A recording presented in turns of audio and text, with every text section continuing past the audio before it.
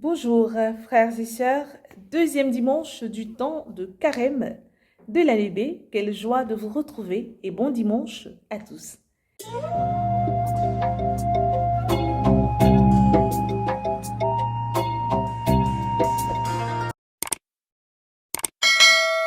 Alors les textes de ce deuxième dimanche nous invitent à l'écoute de Dieu, à l'écoute de notre Seigneur Jésus-Christ.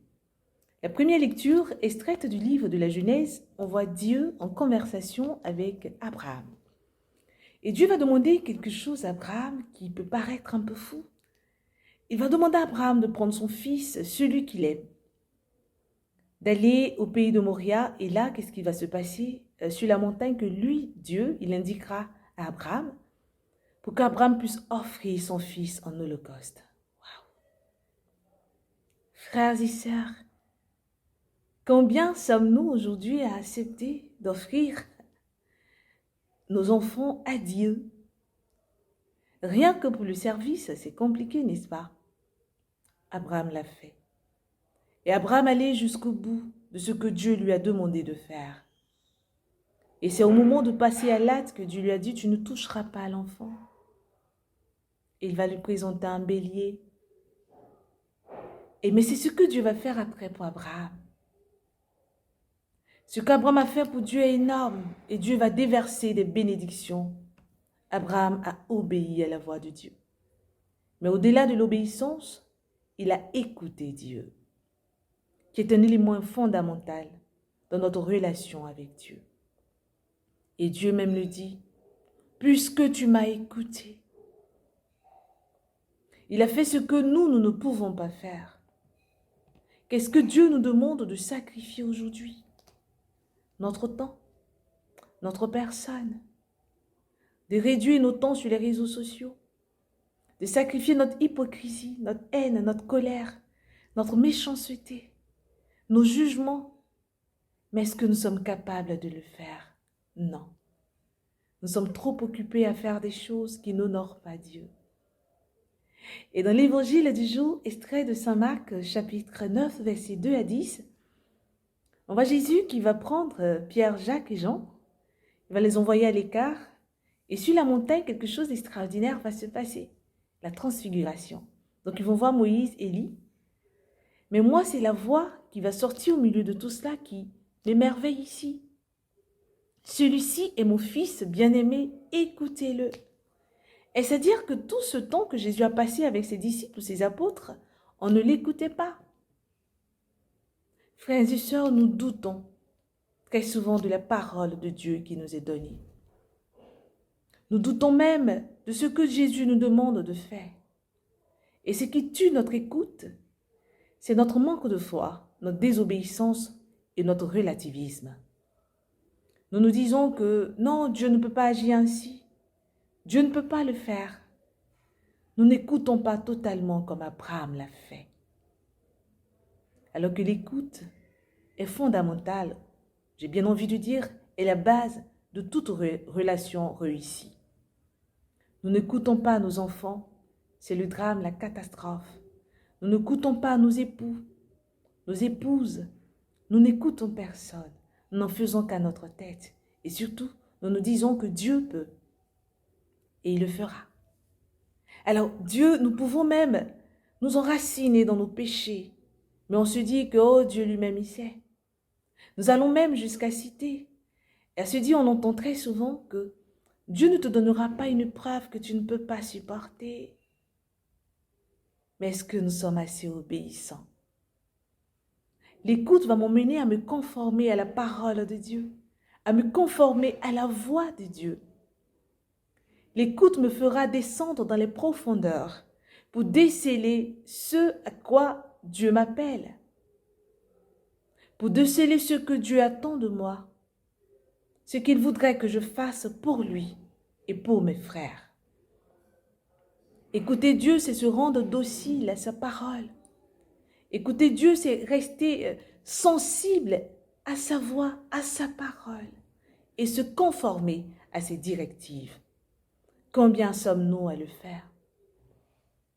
Et donc cette parole va confirmer ce que Pierre disait en semaine, on a lu l'évangile. Au dire des gens, Qui suis-je? Et Pierre va lui donner une réponse. Il dira à Pierre, tu ne le dis pas de toi-même. Si ce n'est le Saint-Esprit qui va t'inspirer cela ou qui t'inspire cela. Et là, Dieu confirme, écoutez-le. Nous n'écoutons pas assez Dieu. Et nous demeurons dans nos problèmes, dans nos souffrances, parce que nous sommes désobéissants. Même tous ceux qui parlent avec Dieu, qui travaillent avec Dieu, à un moment donné, laissent la colère les envahir. Quand on lit certains posts, on se demande si c'est cette même personne qui s'arrête devant des milliers de personnes pour parler de la main puissante de Dieu. Nous sommes remplis d'orgueil. Nous sommes remplis d'orgueil, de suffisance, de trop-plein dans notre service. Nous n'écoutons pas Dieu. Aujourd'hui, il nous demande, comme Abraham, de sacrifier l'orgueil, de sacrifier la méchanceté, la colère, d'arrêter de remplir nos églises avec nos cœurs qui sont très loin de lui. Jusqu'où sommes-nous prêts à partir, frères et sœurs? Et pourquoi devons-nous écouter Dieu? Saint Paul apôtre, en s'adressant aux Romains, si Dieu est pour nous, qui sera contre nous? Il allait jusqu'à sacrifier son Fils pour l'expiation de nos péchés. Ça veut dire qu'il n'est pas un Dieu trompeur. Non. Il est le Dieu capable de tout faire et de tout accomplir dans nos différentes vies. Il a dit à Abraham que sa descendance sera aussi nombreuse que quoi? Que le sable borde la mer et que les étoiles dans le ciel. On aime beaucoup cela. Mais pourquoi est-ce que Dieu a donné à libérer ces bénédictions? C'est parce qu'Abraham l'a écouté, Abraham a obéi. Nous voulons tous être bénis sans écouter la voix de Dieu. Nous voulons être bénis sans obéissance.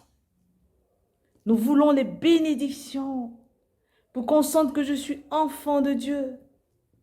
Mais une bénédiction que nous arrachons dans la désobéissance ne nous profitera pas. Que nous arrachons dans l'absence de l'écoute, j'ai bien envie de dire, de Dieu, fait de nous des personnes arrogantes, des personnes dépourvues d'amour, dépourvues de la présence de Dieu. Alors, frères et sœurs, en ce deuxième dimanche, ou tout au long de ce cheminement, nous sommes appelés à revenir à Dieu de tout notre cœur. Nous sommes appelés à descendre dans les profondeurs pour écouter Dieu, établir une relation saine par l'écoute qui transforme et qui nous fait grandir. Demandons la grâce en ce dimanche. La grâce d'écouter les profondeurs de Dieu. La grâce de nous conformer totalement à sa parole et de nous laisser transformer par cette parole. Demandons à Dieu la grâce de vivre à son écoute, d'apprendre de lui, parce qu'il est capable de nous surprendre, de laisser nos habitudes, de se dire que Dieu, moi, je le connais, je ne peux pas le faire, je n'irai pas à l'église aujourd'hui, oh, lui-même, il sait. Dieu me connaît. Nos manques de foi, est-ce que Dieu même va agir? Est-ce qu'il va agir? Est-ce qu'il le fera?